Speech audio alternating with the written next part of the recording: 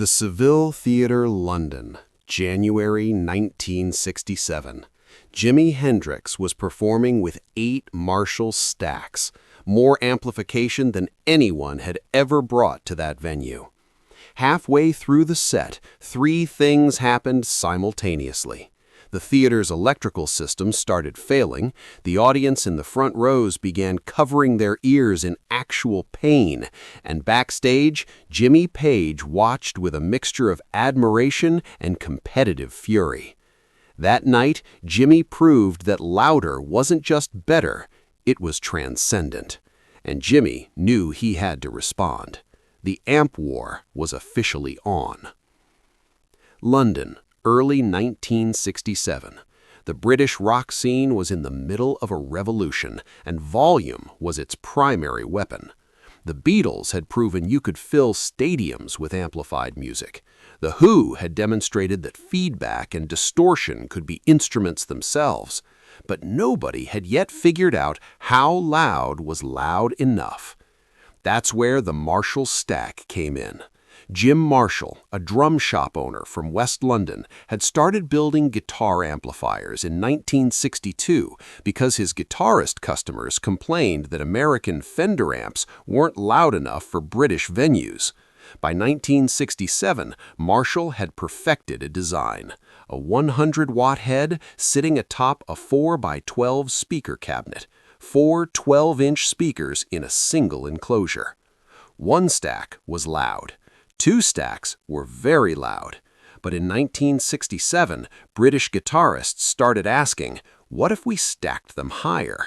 What if instead of 1 or 2 cabinets, we used 4 or 6 or 8?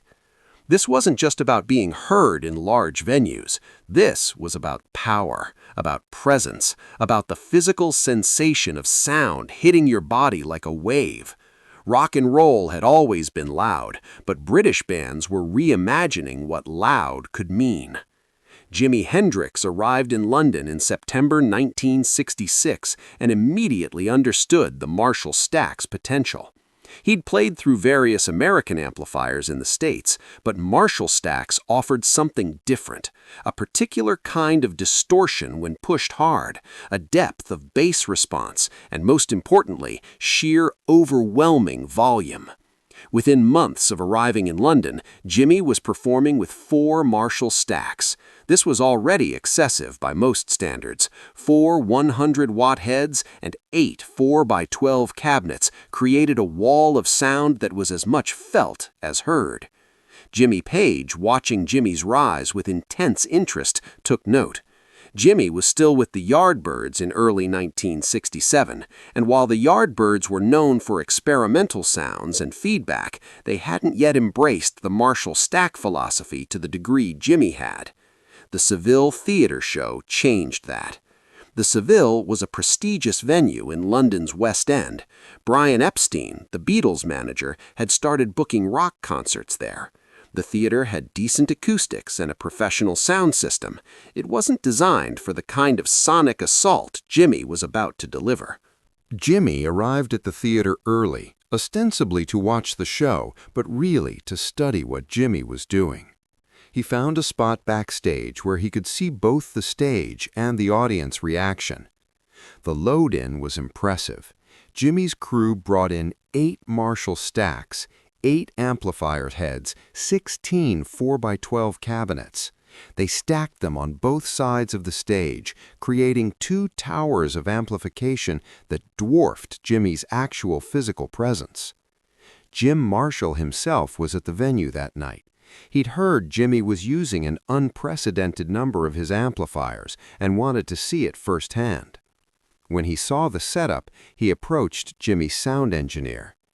"You're not planning to turn all of those on at once, are you?" Jim asked. The engineer grinned. "All of them. Full volume." Jim looked worried. The Seville's electrical system wasn't designed for that kind of power draw. And the audience, 8 stacks at full volume, could actually cause hearing damage. "Jimmy wants to be loud," the engineer replied simply. Jim shook his head and walked away. He'd built amplifiers that could be loud. He hadn't necessarily built them to all be used simultaneously by one guitarist. The show started. Jimi opened with Sgt. Pepper's Lonely Hearts Club Band, a bold choice, covering the Beatles at a venue associated with their manager, using volume the Beatles never approached. From the first note, it was clear this wasn't a normal concert. The volume wasn't just loud, it was physical. People in the front rows felt their clothes vibrating. The air itself seemed to pulse with bass frequencies. Jimi, backstage, felt it too. The sound waves were so powerful they were affecting his breathing, making his chest cavity resonate. He'd never experienced anything like it. 3 songs in, the theater's lighting began flickering. The electrical system, pushed beyond its capacity, was struggling. The stage manager was having a panicked conversation with the venue's technical director. 4 songs in, people in the front rows started moving backward, covering their ears. Not because the music was bad, it was extraordinary, but because the volume had crossed from intense to genuinely painful. Jimi watched this with fascination. Jimi hadn't turned down. If anything, he'd gotten louder. And the people who stayed in the front rows, those who could handle the volume, looked transcendent. They weren't just hearing the music, they were inside it. During Purple Haze, Jimi pushed the volume even higher. 2 things happened. First, one of the Marshall heads began smoking, literally overheating from being driven so hard. Second, the house electrical panel partially failed, causing several circuits to trip. The house lights went out. For a moment, only the stage lights remained, powered by a separate circuit. Jimi kept playing, the smoking amplifier adding a visual element to the sonic chaos. That's when Jimi understood. This wasn't about playing music anymore. This was about creating an experience that couldn't be replicated at reasonable volumes. This was about using amplification as an instrument itself. This was about the transformation that happened when sound became so loud it stopped being just audio and started being a physical force. The show continued. The theater's staff managed to restore partial power. By the end of the set, audience members were divided into 2 groups, those who thought they'd witnessed something revolutionary and those who thought they'd witnessed something dangerous. Both groups were right. After the show, Jimi found Jim Marshall. The amplifier builder looked exhausted. "That was," Jimi started, trying to find words. "Insane," Jim finished. "That was absolutely insane. I'm fairly certain Jimi violated several laws of physics tonight. Definitely violated the venue's maximum power capacity." "But it worked," Jimi said. Jim looked at him carefully. "Define worked. Did it create an intense experience? Yes. Did it probably cause permanent hearing damage to several dozen people? Also yes. Did it push my amplifiers beyond anything they were designed to handle? Absolutely yes." Jimi was silent for a moment, then asked, "Could I order 8 stacks?" Jim closed his eyes.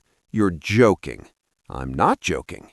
"Jimi, you just saw what happened. The electrical system failed. People were in pain. One of the amps literally started on fire." "But it was incredible," Jimi insisted. "That wasn't a concert. That was an event. That was history." Jim sighed. "Let me guess. If I say no, you'll just buy them from someone else." "Probably," Jimi admitted. "Fine, 8 stacks. But I'm building in better cooling systems, and I'm adding protective circuitry, and I'm including a warning label that says, 'Not intended for simultaneous use.'" Jimi smiled. "Which everyone will ignore." "Which everyone will ignore," Jim agreed wearily. The amp war had officially begun. Over the next several months, a pattern emerged. Jimi would modify his setup, adding more power or different speaker configurations. Word would spread through London's music scene. Jimi would visit Jim Marshall's workshop, see what Jimi had ordered, and request something slightly more extreme. Jim Marshall found himself in the absurd position of being both supplier and mediator in an arms race he'd accidentally enabled. He'd show up at venues where both guitarists were performing and spend the evening calculating whether the electrical system could handle their combined amplification. Usually, it couldn't. The escalation wasn't just about numbers, it was about innovation. Jimi started experimenting with different ways to wire the cabinets, creating unique distortion characteristics. Jimi began requesting custom modifications that would give him different tonal options at high volumes. Other guitarists watched this escalation with a mixture of awe and concern. Eric Clapton, known for his relatively restrained approach to amplification, commented, "They're not playing guitars anymore. They're operating sonic weapons. I respect the hell out of it, but I'm also a little worried they're going to rupture something vital in their bodies." Pete Townsend, The Who's guitarist and himself a pioneer of loud amplification, was more direct. Jimi and Jimi have turned volume into a competitive sport. It's brilliant and ridiculous in equal measure. I destroyed amplifiers to make a point about rock and roll's violence. They're destroying amplifiers accidentally, just from playing too loud.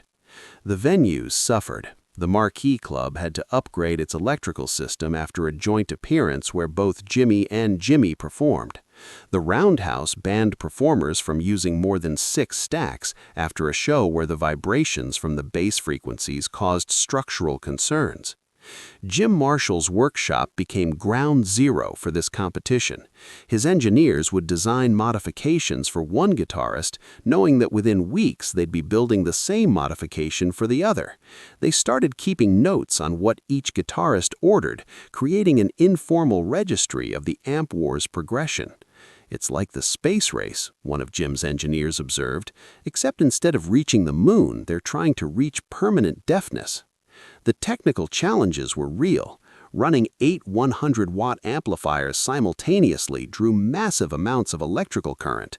The heat generated was substantial. Those amplifiers weren't designed for sustained full-volume operation. The sound pressure levels were approaching dangerous territory. But the artistic results were undeniable.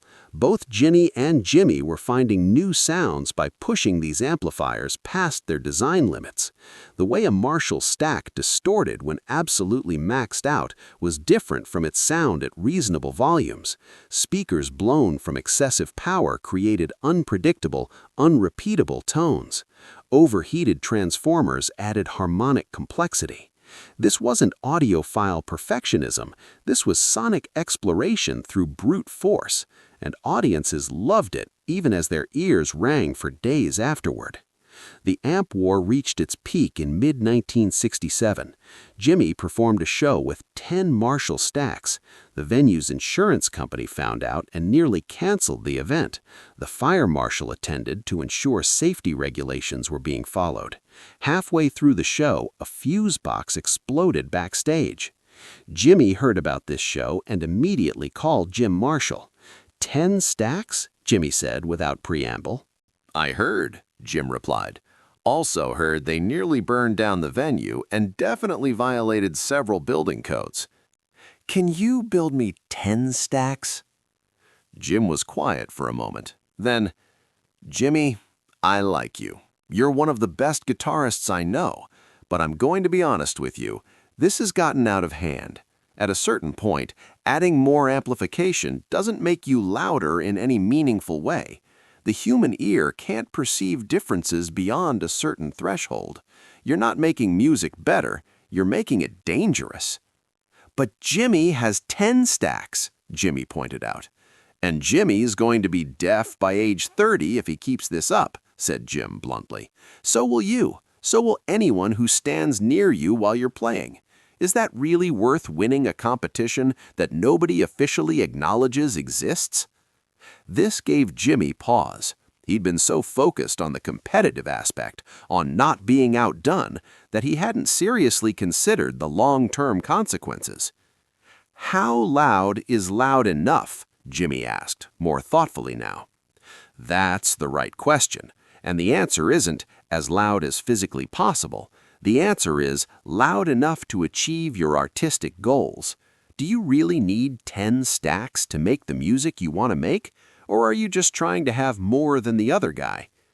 Jimmy thought about the Saville Theater show, about how transformative that experience had been, but also about how several people had left the venue with their hands over their ears, about the smoking amplifier and the failed electrical system.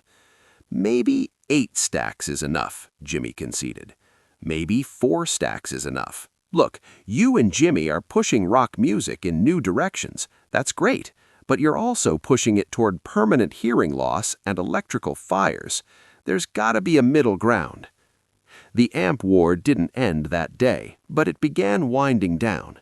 Both guitarists continued using significant amplification, but the escalation stopped. Jimmy never went past 8 stacks. Jimmy occasionally used 10, but started exploring ways to get the sounds he wanted without requiring quite so much power. Jim Marshall continued building amplifiers for both of them, but with increasing emphasis on efficiency rather than sheer wattage. His engineers developed designs that could create similar levels of presence and power without requiring electrical systems that could power small villages. Years later, after Jimmy died and Jimmy had formed Led Zeppelin, a journalist asked Jimmy about the amp wars of 1967. Jimmy smiled. "It was ridiculous," he admitted. "We were like children trying to prove who could yell louder. But it was also important, because sometimes you need to push things past the point of reason to figure out where reason actually lies. We discovered sounds that couldn't exist at reasonable volumes. We learned how amplification could be an instrument itself, not just a way to make guitars louder." "Do you have any regrets?" the journalist asked. Jimmy touched his ear unconsciously. "Well, I wish I worn hearing protection more often. My tinnitus is probably permanent at this point. But musically, no regrets. Sometimes you have to be willing to break things, including your own eardrums, to figure out what's possible." Jim Marshall, interviewed years later about the same period, laughed when asked about the amp war. "I spent those months feeling like a parent watching 2 children have an escalating contest to see who could hit themselves harder," Jim said. "I kept thinking, I gave you tools to make music, and you're using them to damage your hearing and violate fire codes. But you know what? They pushed me to innovate too. The modifications I developed for their insane requests led to improvements in my standard amplifier designs. Their competition made better amplifiers for everyone, even if their methods were ridiculous." The legacy of the amp war lives on in every Marshall stack on every rock stage. The fact that guitarists can turn their amplifiers to 11, that more power is always an option, traces directly back to Jimmy and Jimmy's escalating competition in 1967. They proved that sometimes louder really is better. And they also proved that there's a limit to that principle, even if you have to blow up a few electrical systems and rupture a few eardrums to find out where that limit is. If this story about competition, escalation, and the pursuit of transcendence through volume moved you, hit that subscribe button and give this video a thumbs up. Share it with someone who needs to understand that sometimes progress comes from people willing to push past the point of sanity. Have you ever taken something too far in pursuit of perfection? Let us know in the comments, and don't forget to turn on notifications for more untold stories about the moments when rivalry drove innovation.